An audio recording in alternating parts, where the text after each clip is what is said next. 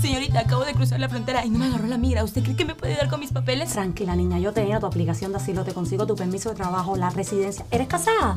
Yo te caso. ¿Hiciste los taxes? Me vas a firmar aquí. Ahí. No ponga su futuro en manos de inexpertos. Mi equipo de abogados licenciados en inmigración y yo abogaremos por sus derechos e intentaremos ayudarlo a alcanzar el sueño americano. Regresamos con Agárrate. Si quieres hacer una cita con el mejor estilista del sur de la Florida, que es Caloyero Tramonte, hazla a través de su página web, que es turred.com, aunque siempre recomiendo hacerla mejor a través de la aplicación de Caloyero, que también es Turred, porque a través de la aplicación puedes hacerle seguimiento a todos los tratamientos que te hagas con Caloyero. Haz la cita con anticipación y una vez que la tengas, trata de ser puntual.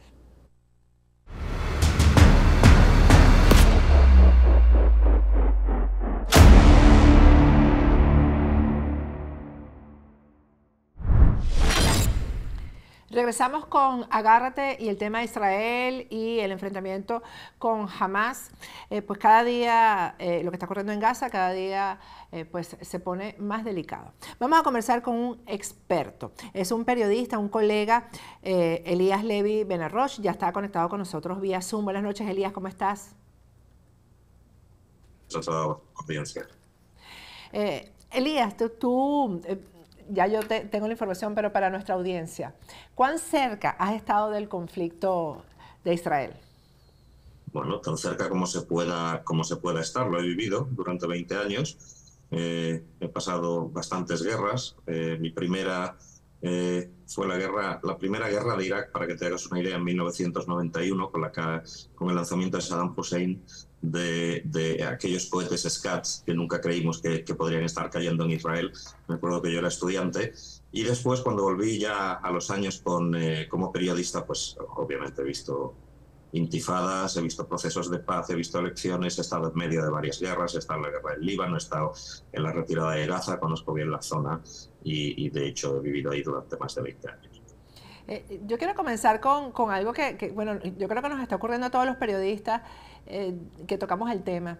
Y es un debate permanente con la gente que dice que lo que Israel está haciendo, incluso una persona me llegó a decir, eso es tan terrorismo como lo que hace Hamas. Eso lo he escuchado. He escuchado, Israel está ejecutando un genocidio. ¿Cuál es la verdad en todo esto? ¿Y por qué esta, para mí es una desinformación, es mi opinión, esta desinformación arropa tanto las redes sociales y los medios informativos? A ver, Pati, es normal que cuando la gente ve una guerra y la ve a la distancia con la cual la veis en el continente americano, también cuando se ve desde aquí en Europa, la sensación de lo que está ocurriendo te la trasladan a través de una pantalla más o menos grande, a través de un teléfono móvil, a través de una tablet, y en esos breves segundos que tú ves, y encima sujeto a toda la propaganda que puede haber, te trasladan esos 10 segundos que tú quieres que veas, y en la cual influye la opinión del periodista, la propaganda de los organismos que están involucrados, y de ahí te haces tú a la idea de qué es lo que quieres ver. Tú puedes, lo sabes perfectamente, y lo sabe cualquier periodista, que tú puedes poner la cámara en una dirección u otra y vas a ver dos ángulos distintos de la misma cosa que quizás transmitan una información diferente. En este caso, de todas maneras, está claro que hay una intencionalidad de parte de ciertos círculos, de parte del movimiento islamista Hamas, de trasladar una imagen de lo que está haciendo Israel. Entonces, a mí lo que me gustaría trasladar en principio es, allí no se está produciendo ningún genocidio. Cualquiera que vaya al diccionario de la Real Academia de la Lengua, pues básicamente podrá saber y leer lo que es un genocidio. No es el caso, y también lo decía y lo he dicho en otros programas. A ver, ¿por qué Israel iba a querer hacer un genocidio ahora si ha tenido 75 años para hacerlo y no lo ha hecho nunca?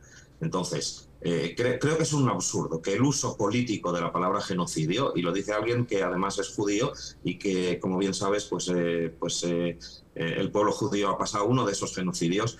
No está ocurriendo ningún genocidio. Lo que está habiendo es una guerra, y en una guerra hay escenas horrorosas. Y las ha habido del lado de Israel, y ahora la está viendo también del lado de Gaza, y la está viendo en los dos lados de una u otra manera, y es lamentable todo lo que están viviendo los civiles. Pero la pregunta no es si es un genocidio o si no es un genocidio. La pregunta es si queremos seguir viviendo con un movimiento que arrastra a Israel y que arrastra a los palestinos a una vida desastrosa, a una vida sin futuro, y que a final de cuentas jamás se ha convertido desde el 7 de octubre oficialmente en un Estado islámico, el Estado Islámico Palestino de Gaza. Y entonces tenemos que llegar a la conclusión de, ¿pueden los israelíes vivir con un Estado Islámico Palestino en Gaza? Y la respuesta es no. ¿Cómo se hace? Bueno, yo ya no soy general. Si supiera cómo se hace, pues probablemente estuviera en otro sitio. Pero desde luego no es una situación fácil en este momento. Las imágenes son trágicas, pero definitivamente sí también que hay dedos, sobre todo aquí en Europa, en Estados Unidos menos, que tratan de apuntar y de que Israel aparezca como el mayor culpable de todo esto. Aquí solo hay un culpable, es Hamás, es el que lanzó el 7 de octubre, lanzó una brutal masacre contra 1.500 israelíes, y en definitiva ha llegado el momento de decidir qué se quiere hacer con ellos, con Hamás, y a lo mejor, no sé, a lo mejor deciden que van a tolerarlo y a lo mejor deciden que no van a tolerarlo, pero desde luego tener al Estado Islámico Palestino encima de tu cabeza no es fácil convivir con eso. Palestina, el Estado Islámico Palestino está aceptando que Hamás sea el que lleve adelante esta guerra, el que cometa estas atrocidades. ¿Cuál es el papel de Palestina en todo esto? Bueno, el papel de Palestina. Palestina por ahora solo es una región. Palestina no es un Estado oficialmente, aunque esté reconocido en la Asamblea, lo hayan votado y le hayan dado acceso, pero oficialmente no existe el Estado de Palestina. Te voy a confesar una cosa, yo he sido una de las primeras personas no de las primeras, pero desde luego desde el principio del proceso de Oslo, que más he apoyado la creación de un Estado palestino dentro de aquel proceso que se inició de la mano de Bill Clinton y que llegó a los acuerdos de Oslo y que estuvimos 8 años negociando. Desgraciadamente todo aquello ha quedado atrás y yo no creo que haya otra solución, más que separar a los dos pueblos y que cada uno tenga su territorio. Pero claro, lo que no puede ser es que tengas un Estado terrorista al lado. Eso es lo que no puedes tener. Israel, como bien sabes, se retiró de Gaza en el año 2005. Hubo una oportunidad de que ese territorio pues fuera el germen, el núcleo, el poder decirle a los israelíes también, y hablo como tal, hablo como israelí, el poder decirle, veis, nos hemos retirado de ese territorio y mira qué paz hay con ellos, mira qué bonito es la situación, mira que... Y en lugar de eso obtuvieron terrorismo. Entonces, ¿cómo convences ahora a la población israelí a raíz de todos estos... de que cada esfuerzo que se ha hecho ha sucumbido en el fracaso, y no digo tampoco que Israel no haya metido la pata en muchísimas cosas? ¿Cómo le dices a la ciudadanía israelí, sí, vamos a ir a por un acuerdo de paz en el cual hayan dos estados? ¿Y quién garantiza que esos estados no se vayan a convertir en lo que hoy es Gaza? ¿Cómo compararías tú a Hamás con ISIS, por ejemplo? Pues yo creo que le pondría las dos palabras, le pondría un igual, y con eso habríamos terminado la ecuación. O sea, a ver, hay un concepto Patti, que creo que se da más en Europa que en Estados Unidos. Las fórmulas de comunicación en los dos, a ambos lados del Atlántico, son bien distintas, ¿no? Pero yo en otras entrevistas he querido recordar que pareciera, y lo digo de forma un poquito irónica, de que Europa se ha dado cuenta de realmente lo que es Hamás este 7 de octubre, este pasado 7 de octubre. De pronto hemos descubierto que Hamás ha despedazado cadáveres, de que Hamás ha decapitado a algunos, y no digo a cuántos porque nadie lo sabe por el momento, que Hamás ha quemado, incinerado, violado y hecho todas estas barbaridades. El problema está en que la única diferencia entre lo que ocurrió el 7 de octubre y lo que ocurrió y lo que empezó a ocurrir en 1989 es el alcance del ataque. Yo mi carrera estudiantil, mi carrera periodística la inicié precisamente en Israel y la inicié allá por el año 1987.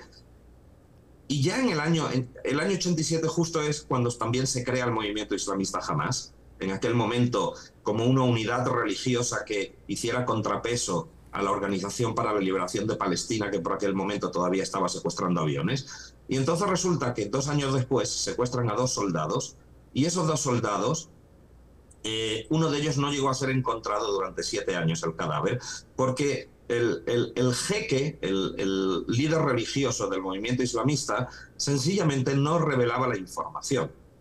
Entonces, jamás estamos hablando de que ya en el año 89 era una organización sanguinaria, y lo ha sido hasta el 7 de octubre y lo seguirá siendo, porque por su concepción, por su propia carta de fundación, tiene el objetivo de destruir a Israel.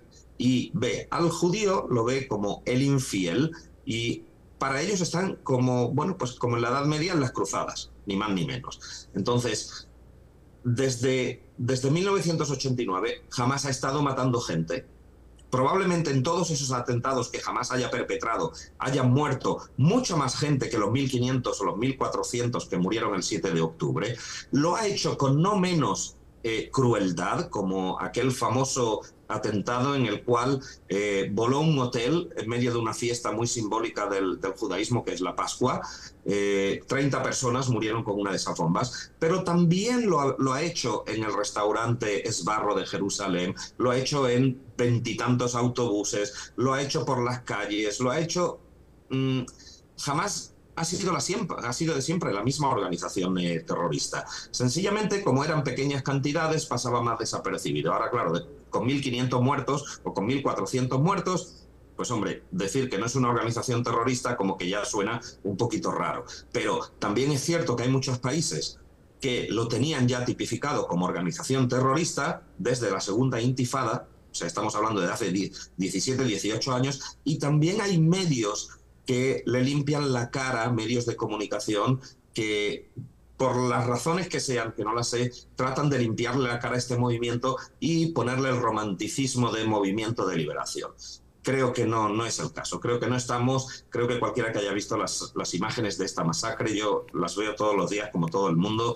Hoy he recibido un vídeo de servicio de emergencia entrando en una de las casas por las que había pasado Hamás. Habían varios cuerpos allí, y estaban tan calcinados que la única imagen que a un judío se le pasa por la cabeza es un crematorio del Holocausto. Elías, tú hablas desde los comienzos de Hamás, ¿no? Pero también te escuché en una entrevista con Juan Diego Umpierres hablar de cómo ellos han ido evolucionando en cuanto al armamento que utilizan. Incluso que llegaban a robar postes de luz y con eso hacían unos cohetes artesanales de fabricación casera. Pero ahora es otra cosa. ¿Quién está fortaleciendo en cuanto a armamento a Hamás? Bueno, por supuesto que Hamás del año 1987 y Hamás del año 2023 son dos organizaciones completamente distintas desde el punto de vista de capacidades, ¿no? Yo suelo mostrar en algunas entrevistas este gráfico que expone el lanzamiento, no sé si se ve, lo acerco. Sí, ahí está perfecto, ahí lo vemos perfecto. Vale, este gráfico expone el lanzamiento anual de cohetes por parte de Hamás o desde Gaza desde el año 2001, el primer año que Hamás lanzó un cohete. No sé si te acuerdas que por aquella época, Patti, solían referirse a estos cohetes como cohetes caseros, cohetes artesanales. Bueno, sí, eran pequeños cohetes, llegaban a una distancia de 10, 15 kilómetros, una trayectoria balística. Han pasado 22 años y hoy esos cohetes llegan a más de 150 kilómetros de distancia. Está claro que caseros no van a ser. En la cocina no se hacen con combustibles que son tan precarios, se tiene que hacer con una serie de combustibles, mantenerlos estabilizados, poder moverlos sin que exploten, estamos hablando de otra organización, estamos hablando de unos cohetes ya más sofisticados, con cargas mucho más sofisticadas. Ahora, ¿quién está detrás de todo esto? A ver, el movimiento islamista Hamás ha tenido, más allá de que se ha aprovechado mucho de todo tipo de proyectos internacionales para formar de desarrollo educativo, tiene a muchos ingenieros que han estudiado fuera y que han vuelto a Gaza, tiene a una cantidad de estudiantes que ha reconvertido y de ingenieros, y hay universidades en Gaza también de cierta calidad que permiten hacer todo esto. El gap, la diferencia, esa brecha de conocimientos, hace 22 años era imposible de obtener porque la tenías que enviar a lo mejor por carta. Hoy Hezbollah te manda los planos de cómo construir un cohete mejor, te lo manda por internet y te lo manda directamente a tu email y le dice, mira, tenéis que mejorar esto, esto y lo otro, vamos a hacer las pruebas. Hoy es todo más fácil gracias a las comunicaciones. Y por supuesto que está el tráfico de armas hacia la Franja de Gaza. Todos sabemos que hasta no hace muchos años que Egipto tapó esos accesos subterráneos a través de la frontera de Gaza. Habían allí unos túneles por el cual se pasaba todo tipo de cosas y yo creo que hemos visto hasta pasar coches desguazados que han ido entrando en la Franja de Gaza, ha pasado ganado, eran la arteria principal de abastecimiento mientras Israel cerraba sus fronteras e intentaba que no entrara a la Franja de Gaza todo tipo de material bélico. Y acabas de mencionar a Hezbollah. Aún no se incorpora realmente a la guerra. ¿Israel está preparado para estos dos frentes en caso de que se incorpore? Bueno, Israel tiene sin duda entre sus planes de contingencia, tiene uno de los peores escenarios que se contempla desde hace ya al menos una década, es una guerra en múltiples frentes, con una caída de misiles de hasta 125.000, 130.000 misiles desde distintas direcciones que serían muy difícil de detener y que podrían venir, por supuesto, desde el sur, desde Gaza. También alguna capacidad mínima quizás en Cisjordania. Hemos estado viendo en los últimos meses que en la ciudad de Jenin, en el norte de Cisjordania, han estado haciendo ciertas pruebas con cohetes. No se sabe exactamente todavía, o por lo menos yo no lo sé exactamente qué capacidad tienen, pero podría haberla. Estamos hablando de cohetes desde el Líbano, desde Hezbollah. Ya vimos la capacidad de Hezbollah en 2006 con la caída de miles y miles de cohetes. Estamos viendo también que desde Siria también se están disparando cohetes y hemos visto también que desde Yemen, con lo cual se trata de un escenario en el cual Israel puede verse envuelta desde distintas direcciones en ataques nada agradables. Y por supuesto que estamos hablando también de Irán, que en definitiva, si no es el padrino, si no es el autor material, desde luego es el autor intelectual y es el que apadrina todo este tipo de organizaciones como tentáculos para tener el control del Medio Oriente. ¿Qué falló? Porque me estás hablando de un ejército que no es el ejército que todos tenemos en nuestra percepción, ¿no? El ejército israelí parece que ahora es otra cosa, diferente a lo que ha sido históricamente. ¿Qué ha fallado ahí? ¿Qué falló en la inteligencia israelí? También te escuché decir, había información de que esto iba a ocurrir. De hecho, el ataque estaba preparado para el año 2022 y durante todo este tiempo no se supo nunca qué era lo que ellos estaban preparando contra Israel. Bueno, yo creo que cualquiera te puede decir que la seguridad en el mundo no es hermética.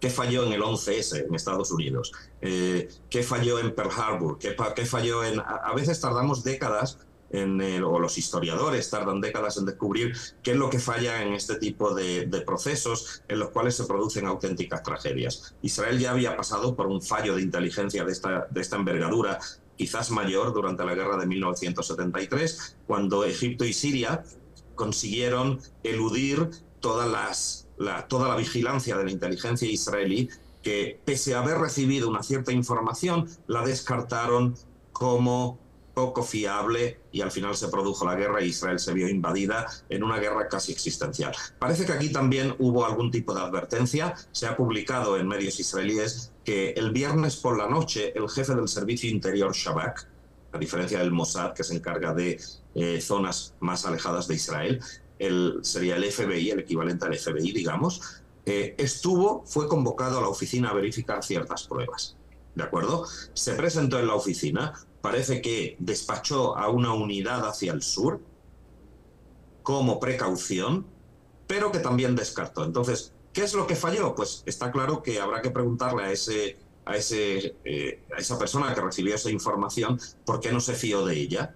Y habrá que ver también por qué todos los otros sistemas que estaban allí y que son de alerta temprana y que son de vigías y que son montones de tropas en esa zona.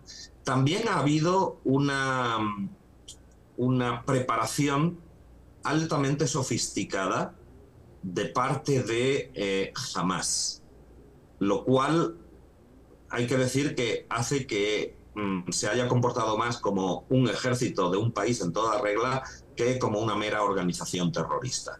A diferencia de lo que puede ser, por ejemplo, los atentados del 11S, en los cuales hubo también una buena preparación, pero también un grado de cierta suerte. Aquí no fue suerte. Aquí fue una preparación exhaustiva de una operación que estaba prevista, como bien decías, para octubre de 2022. Por alguna razón se fue retrasando, por alguna razón Israel empezó a entrar, no sé si te acuerdas, aquellas manifestaciones contra la reforma judicial de Netanyahu que dividieron muchísimo a la sociedad israelí. Israel ha sido tomada por sorpresa en un momento de debilidad, en un momento en el que el país estaba dividido, lo cual también tiene un impacto. No hay que ser inocente y no hay que pretender que todo es bonito. Este fallo, esta pregunta que tú me haces, probablemente se tardarán tranquilamente 4 o 5 años hasta que sepamos la respuesta. Hoy he estado leyendo que según una empresa de seguridad en Internet, parece que ese día, a las 6:30 de la mañana, altamente en coincidencia con los ataques físicos, hubo un ataque masivo a los servidores de comunicación de Israel.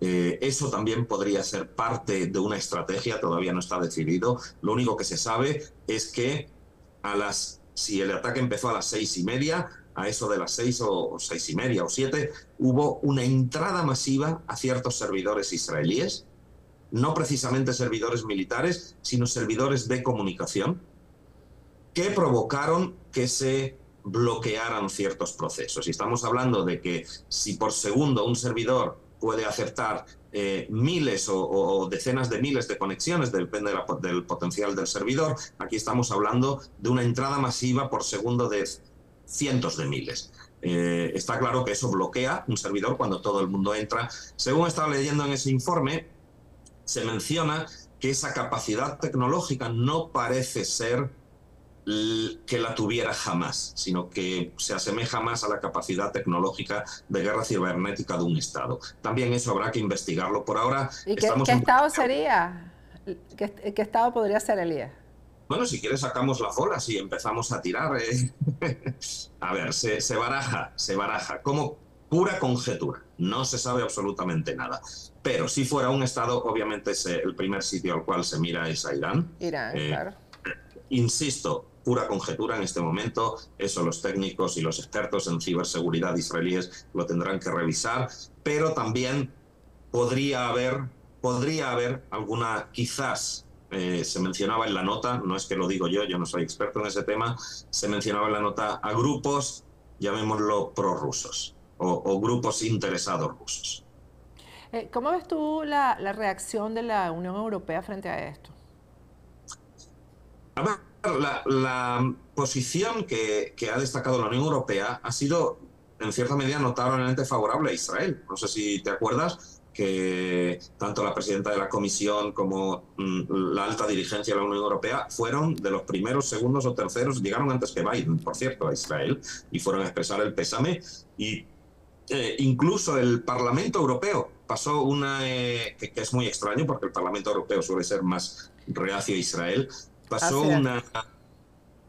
una resolución o una declaración, porque no tiene carácter resolutivo, una declaración por 500 votos contra 20 en contra, o 21 en contra y 22 abstenciones, muy favorable a Israel, muy favorable en el sentido del reconocimiento del derecho a la defensa. Claro está que en Europa, y también lo ha hecho Estados Unidos y lo ha hecho Canadá y lo han advertido desde varios sitios, el derecho a la defensa siempre se enmarca en lo que es también bajo la apostilla que yo llamo, ¿no? Bajo los principios del derecho internacional humanitario y bajo el principio del de la proporcionalidad en el derecho internacional. Esa siempre es la apostilla, la hemos oído de todos los regímenes. Yo lo que creo que Israel en este momento no está pensando, y lo vemos en Gaza, no está pensando ni en proporcionalidades ni en el derecho humanitario demasiado. Está claro que tiene un problema serio en sus fronteras. Hace los esfuerzos, yo diría que ningún país los ha hecho, de avisar a la población de que se vaya antes, de tratar de moverlos de una zona a otra, de tratar de respetar al máximo, pero a ver, hemos visto en la guerra de Kosovo, en la guerra de Serbia, en la antigua Yugoslavia, hemos visto Afganistán, hemos visto Irak. Tener una guerra y respetar al pie de la letra el derecho internacional humanitario creo que es una aspiración, no mucho más. Sí. Israel aspira, conozco muy bien el ejército israelí, he sido corresponsal militar durante mucho tiempo y he escrito del ejército bastante, conozco a sus generales, sé que no hay una vocación por dañar civiles.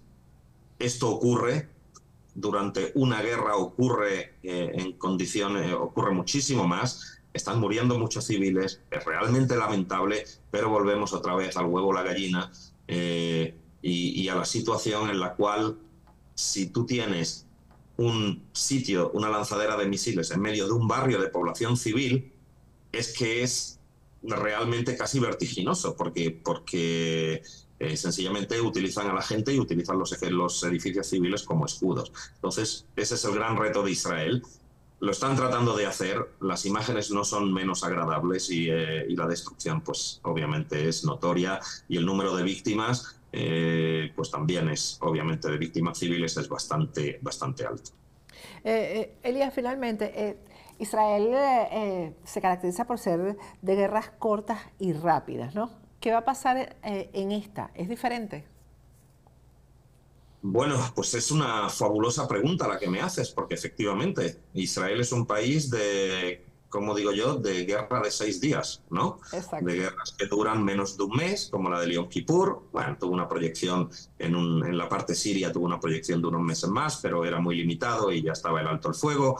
La guerra de independencia, que fue quizás la más larga, también estamos hablando ciertamente de unos meses, estamos hablando de otro tipo de enfrentamientos, porque ni siquiera había un ejército israelí y hasta que se dio la independencia.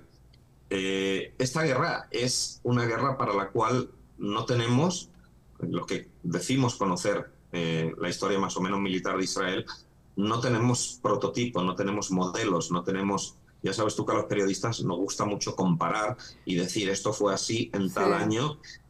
Y es cierto que hasta el 7 de octubre había como una especie de patrón cada ciertos años en los cuales Hamás llevaba a cabo algún tipo de atentado, ataque o sucesión de ataques de cierta categoría, y se producía una reacción israelí que consistía en acantonar tropas alrededor de la franja, preparar la operación militar, entrar a los, digamos, alrededor de 10 días. Y aquí ya estamos, han pasado 2 semanas y media, el sábado van a ser 3 semanas, y la operación se retrasa. Entonces,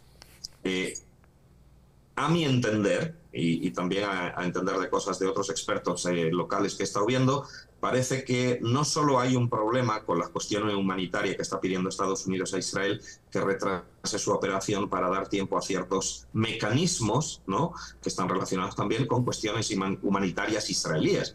No te olvides de los rehenes que están en Gaza. Sí.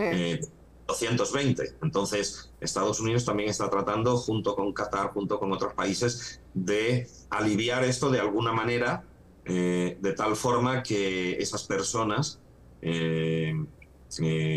puedan de alguna manera o salir o negociarse.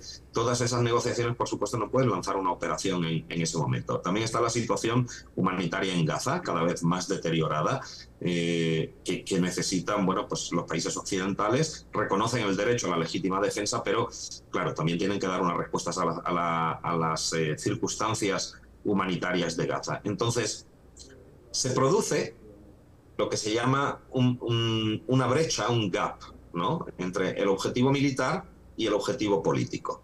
Y lo que ocurre en ese momento es que no se puede llevar a cabo una operación. O sea, el ejército es un brazo ejecutor de la diplomacia, ejecutor por la vía militar para conseguir unos objetivos políticos. Pero si tú tienes unos objetivos políticos que son mucho más altos que los objetivos militares, o que lo que el ejército puede darte en ese momento, realmente te puedes ver en una situación como fue la guerra del Líbano del año 1982, cuando fueron tan rápidos en la entrada, llegaron a Beirut relativamente tan rápido y sin esperárselo, que cuando miraron para atrás dijeron, ¿y ahora qué hacemos?